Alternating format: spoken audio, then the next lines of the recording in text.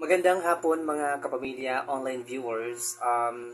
Rest day ko ngayon, so time out muna tayo sa ating mga patimpalak online sa ating The Voice Liban All-Star. Time out muna, pause muna doon kasi sa ngayong araw, lumabas ako nung pagkagising ko mga around 4 p.m. So, lumabas ako para maglakad-lakad sana pero nag-bike na lang ako. So, ililibot ko muna kayo dito sa Pagsibol Village. Dito po yan sa Nae, Cavite. Ang Pagsibol Village po ay isa sa mga most economical housing project dito po yan sa Nae, Cavite. So, sa ngayon, ililibot ko muna kayo para maipasyal ko kayo dito sa community ng Pagsibol Village. Tara, libot ko muna kayo para um, makita nyo yung ambience dito po sa Nae, Cavite sa Pagsibol Village. Kung gaano ba katahimik, gaano ba kapayapa, bakit ba kapag rest day ako, uwing-uwi talaga ako dito sa Nae, Cavite kasi ganito katahimik ang community ng Pagsibol Village. Let's watch this. Ayan, so mga kapamilya, nandyan po tayo ng bandang covered or court ng Pagsibol 4B. So, yan yung Pagsibol 4B court na kung saan ay yung mga bata nakakapaglaro, nakakapag basketball. Yan yung main gate ng 4B pero hindi pa yan bukas kasi hindi pa pinapagamit. So, pumapasok ang mga taga Pagsibol 4B sa Pagsibol 4A. Although magkadugtong lang naman sila. Pero magkaiba sila ng gate. But for now, ang ginagamit naming gate ay yung gate ng Pagsibol 4A. So, iikutin natin to para maipasyal ko naman kayo dito sa Pagsibol Village. Let's see kung anong makikita natin. Ang Pagsibol Village po pala ay base sa Nae, Cavite. At ito po ay isa sa mga pinakamurang housing project sa Nae, Cavite. Ang Pagsibol Village ay nagkakahalagang 9,500 to 10,600. Itong unit na to sa Pagsibol 4B, mura pa to, 9,600. Ako, yung aking unit ay nasa 9,013 pesos per month. Pero may isa po tayong kinuha dun sa Pagsibol Phase 4A, Phase 5, Pagsibol Southwest. Yun po ang monthly ko doon ay 10,600 na. Kasi, parang malapit na siya sa highway. Tapos, bagong model na siya. So, itong nasa Pagsibol 4B ko, 9,600 lang to. So, kaya, afford pa naman natin. Iikutin natin to from 4B to 4A. Pero, let's see kung ano makikita natin. So, ito yung isa sa mga design ng Pagsibol 4B. Yan, may mga naglalakad-lakad na konting tao. Ayan. So, tahimik siya. Yung nakikita niyong mga bahay na merong mga damo, yan yung mga bahay na nakuha na pero yung unit owner niyan ay nasa Manila, OFW, nasa probinsya, so hindi pa na lilipatan. Yung iba naman, pinapaupahan or yung iba naman, talagang investment lang. So, yun po ang kagandahan kung bakit napaka-importante kumuha tayo ng housing project kasi ang value ng house and lot aggressively increasing. Kahit nakatiwangwang lang yan, kahit hindi mo gamitin, pag lumilipas yung taon, nagmamahal po yan. Sana all nagmamahal. So, kaya it is always best to invest on property. So, kung gusto mong investment lang, okay lang din naman kasi kahit wala kang gawin dyan, tataas pa rin ang value niyan. Kung meron ka namang ipaayos dyan, mas lalong tataas ang value ng bahay mo. Tapos kung wala kang ginagawa, pero sa location mo, may nagtayong SM na Walter Mort na ipapagawa na yung tulay ng Cavite Bataan Bridge, kahit wala kang ginagawa sa property mo, magmamahal pa rin yan. So kaya nag-invest talaga ako dito sa Nae, Cavite kasi nakikita ko yung potential ng business po dito sa Nae, Cavite. In fact, yung aking kinuha na unit sa Pagsibol Southwest, gagawin po natin yung pang business purposes. Kasi ang bahay po natin dito sa Nae, Cavite, gagawin lang po natin talagang tirahan lang talaga. Pero once ma-turn over na po ang ating unit sa Pagsibol Southwest, June 2024 ang projected date gagawin po natin yan for business. Of course, hindi po natin i-disclose muna kung anong business, pero it's going to be a business wherein the community will be the direct, recipient ng ating business. So, yan ang plano. So, kapag ka na-turnover sa inyo ang unit, ganyan po kapag ka nasa corner lot, ganyan po ang style. Although wala lang grills kasi kayo na ang magpapalagay ng grills. Pero ganyan na ganyan po kapag ka na-turnover sa inyo ang unit. Deliverable unit ang tawag diyan. Ano na siya? Smooth na. Anong tawag doon? Kumbaga makinis na siya, hindi na siya fully furnished na siya, kumbaga. So yan, yung nakikita mo maraming damo kasi yung may-ari niyan ay nasa ibang bansa. Tapos ito, titingnan natin tong bahay na to kasi ang may-ari ng bahay nito OFW, seaman. So ipinaayos niya lang pero hindi na tinitirahan. So ganyan kalawak ang garahe kapag ka ikaw ay nasa corner lot. So maraming pwedeng gawin. So yung nasa Pagsibol Southwest natin, yun po 79 square meter. Corner lot po siya. So, kaya good for business talaga siya. At katabi pa siya ng chapel. So, excited ako sa mga susunod na taon kasi, magtatayo tayo ng business dito sa Naik, Cavite. Kailangan kasi natin na magkaroon ng other source of income. Kasi kung aasa lang tayo sa sahod natin, Hello mga kapamilya, iniikot po natin ang buong Pagsibol 4B para po makita nyo kung gaano katahimik, kapayapa dito po sa village namin.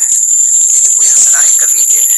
Nagsasalita pala ako. So ito yung basketball court ng Pagsibol 4B. So yan yung basketball court ng Pagsibol 4B. Diyan naglalaro yung mga bata, nagbabasketball. So, wala. So yan yung pinaka-gate ng Pagsibol 4B. Tao, no? So yan. Kasi ang mga tao na nasa loob lagi ng bahay. Yan yung gate ng Pagsibol 4B na hindi pa ginagamit sa ngayon. Pero sana sooner or later buksan na yan. Yan. Ito yung street na kung saan papunta sa street namin. Ang street pa na namin ay Paninindigan Street.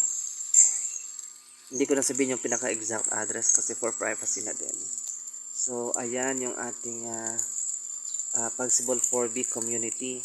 Yung mahabang damo dyan ay may-ari ng bahay niyan ay nasa ibang lugar. Nag-invest lang talaga sila. Yung iba naman pinapasalo kasi umuwi ng probinsya. Pero for me, I don't have plan na ipasalo ang unit kasi sayang. Nag-appreciate ang value. So kaya, kung makakumpleto niyo ang inyong requirements, kumuha na din kayo habang mura pa po ang housing project sa Naik, Cavite. Kasi the moment po na maitayo na ang Tulay, Bataan, Cavite bridge, naku, tataas na ang presyo niyan. So, ito po ang Paninindigan Street. Ang aking unit ay Color Santan. Ayan. So, mga kapamilya, sana po makumuha na din po kayo ng unit dito sa Naik, Cavite para sa investment nyo din naman. Hindi naman, walang lugian. Kapag kayo ay nag-invest sa property, walang lugian. Kasi kahit wala kayong gawin, nagmamahal ang presyo po ng house, ng property. Kaya don't worry, kahit hindi nyo tirahan, pwede nyong paupahan, pwede nyong hindi tirahan, investment lang. Kahit wala kayong gawin, magmamahal yan. Ibenta nyo kung nakatayo na ang Bataan Cavite Bridge kasi mahal na, pwede nyo na siyang ibenta ng mahal. Pero mas advisable na wag ibenta kasi sayang, no? Sayang ang property. So, yan naman, patungo na tayo ng Pagsibol 4A. So, kung mapapansin ninyo, magkadikit lang ang Pagsibol 4B at Pagsibol 4A. Hindi mo nga mapapansin na divided pala sila into 2 kasi halos parehas lang. Ang pinagkaiba lang ng Pagsibol 4B, ang Pagsibol 4B extended na ang backyard. Tapos, ang bintana ng Pagsibol 4B ay naka-sliding window na. Ang Pagsibol 4A, lahat ng window nila ay naka-jealousy. Tapos hindi pa extended yung kanilang backyard. So yun po ang pinagkaiba ng Pagsibol 4A sa Pagsibol 4B. Tapos ang Pagsibol 4A medyo mura pa kasi mas nauna siyang itinayo, nasa 7,600 or meron pa nga 6,600 dyan per month. Ang Pagsibol 4B kasi ay nagkakahalagang 9,013 pesos pataas. Depende sa nakuha mong unit. Kung inner unit, nasa around 9,000 to 9,500 lang. Kung corner lot naman, nasa around 10,000 to 10,600. So, yan, pwedeng i-covered nyo yung garahe, pwedeng open lang yan. Depende kung anong gustong style ang gawin nyo sa bahay ninyo. Mas maganda kung mapapasyalan nyo ito ng personal para mas ma-appreciate niyo kung gaano ba kapayapa, gaano ba katahimik manirahan dito sa community ng Pagsibol Village. Medyo inaccessible lang sa transportation, kaya kinakailangan meron kang tricycle, electric bike, motor, sasakyan para mabilis lang yung transportation. Although, may mga transportation naman na available pero mahal nga lang yung pamasahe, like the tricycle. Ang pamasahe ng isang tao nasa 35 pesos. Kung mag-special ka nasa 75 pesos to 105 pesos. Yan po ang transportation dito sa Naik, Cavite kung wala kang sariling sasakyan. Ito naman, ito yung covered court ng Pagsibol 4A. Kung kanina, ipinakita ko sa inyo ang Pagsibol 4B, covered court ng Pagsibol 4B. Ito naman ay ang covered court ng Pagsibol 4A. So, dito lang yan sa malapit sa Pagsibol 4B. So, ito, pinuntahan ko yung, yan yung chapel ng Pagsibol 4A. Yung 4B walang chapel kasi kung halos combined lang naman si 4A at si 4B. Ito ang unit ng katrabaho ko, si Noel Landicho. Dalawang unit ang kanyang kinuha, isang corner lot at saka isang inner lot. So yan yung property niya, pinapaupahan niya lang yan. Hindi naman yan tinitirahan niya. So see, kahit hindi nyo tirahan, kikita or yun na magagawa yung business ang inyong property. Kaya mas mahalaga, habang mura pa at may mga available units pa, kumuha na po kayo ng inyong unit dito sa Pagsibol. Meron pa tayong tinatayong Pagsibol Phase 5 Southwest na kung saan, ayan kung makikita nyo, ganyan pwede nyo gawin sa inyong unit, pwedeng covered yung inyong garahe, pwedeng open lang, nakadepende sa inyo kung ano yung gusto nyong gawin. So, ang requirements nito kapag employed ka, locally employed, ano lang, Certificate of Employment,